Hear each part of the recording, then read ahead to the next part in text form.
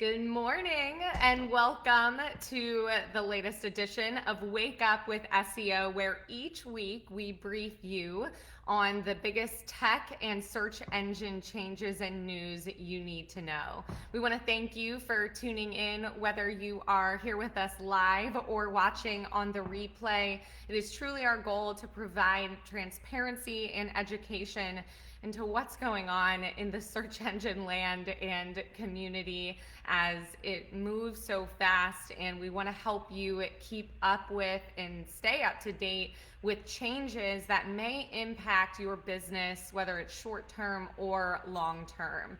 So if you appreciate and value this content, please like, comment, or share so that we can help educate more business owners on these changes. This has certainly been a turbulent week in the world, as well as when it comes to search engines. President Trump issued an executive order last week to stop social media platforms censoring speech. So this has been an ongoing concern and, quite frankly, argument within our political system and big tech. And what really caused this to come to a head last week is President Trump tweeting out potentially a tweet that Twitter found violent and flagged it by its algorithm.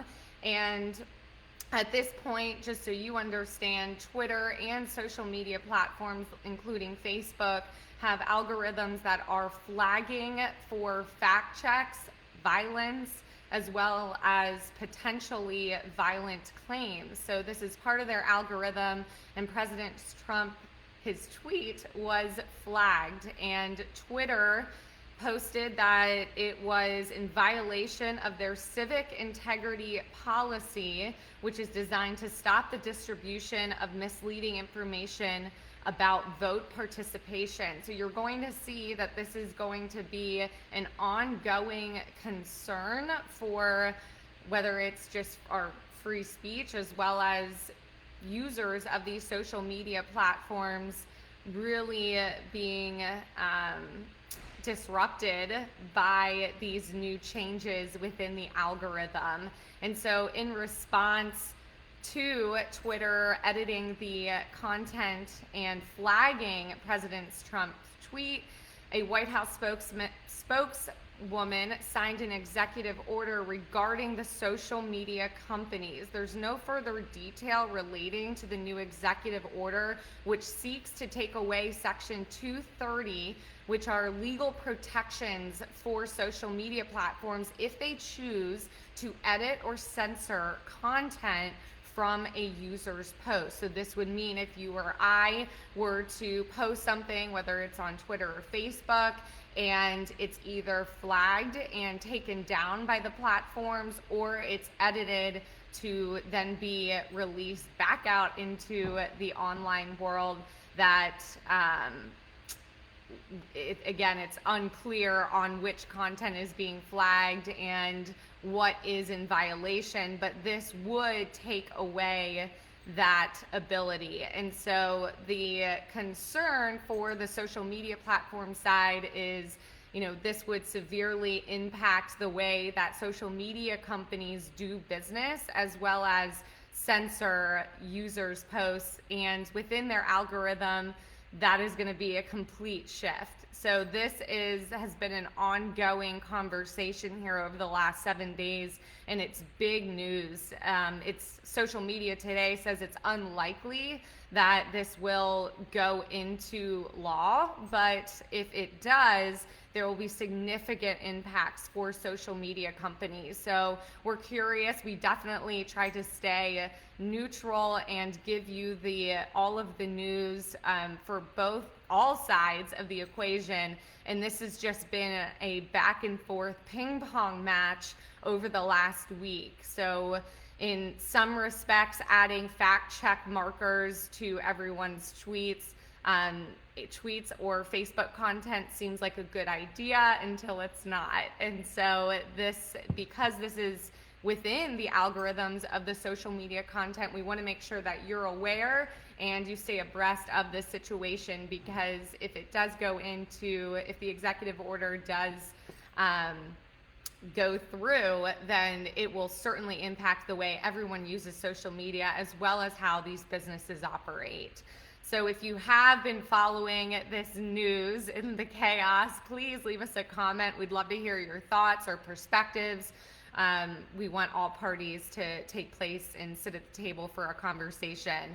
In lighter news, Google released a new ranking signals for 6 core web vitals. So if you haven't been monitoring your website or your SEO, this is going to help for us, for Guardian Out and other SEOs alike. It's going to make things a little easier, which is a good thing. Google changes so fast, and now these 6 ways that are concrete that we can measure how well your site will rank in search engines is going to be an important roadmap for whether it's you as the business owner who's acting as the developer and SEO team, or for a business that's trying to improve their rank month over month.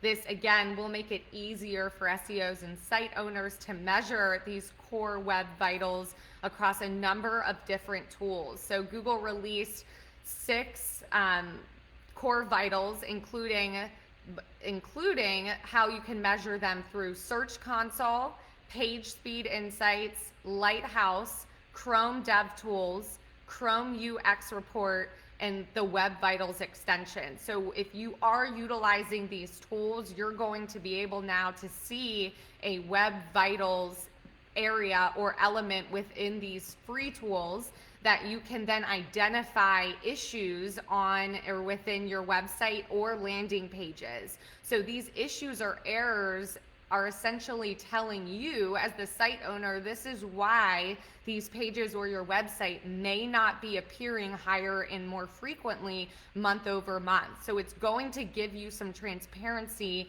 into what you, again, as the owner, need to fix on your website, or your SEO agency month over month needs to make sure that they're resolving in order to keep and continually improving your organic footprint online. So these are, again, I'm gonna just list these tools that Google gives, just because these are gonna be the areas that you're going to want to, free tools that you're gonna be wanting to investigate and make sure that your site's not already having any issues. It's Google Search Console, Page Speed Insights, Lighthouse, Chrome DevTools, Chrome UX Report, and a Web Vitals extension. So these are going to be able for you to easily see any of the errors, or give you some resources onto what needs fixed on your website in order for you to continue to improve your rank. And this has been an ongoing conversation.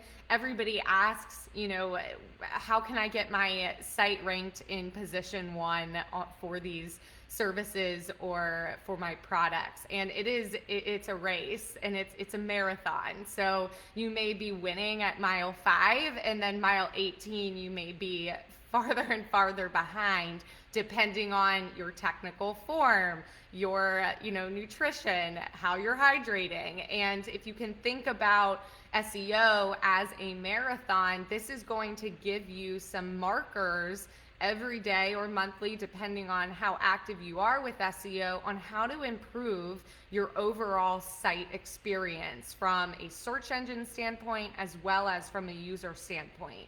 And so there is no silver bullet. If anybody guarantees you that you can get a #1 ranking in a matter of months, run and start utilizing these free tools to help educate yourself on why these errors are preventing you from showing up higher in search results. So this is we believe, a great opportunity for site owners that can't really afford a team to get some transparency in the search engine land, as well as for SEO agencies and developers, so that we can be at the forefront of what needs changed and attention each month. So that it's just a great rollout from Google, and it's a little bit on the lighter side of news from everything going on with the executive order right now. And to make it to end today, Google is rolling out 3 new attributes to your Google My Business profile. So if you have paid attention and grabbed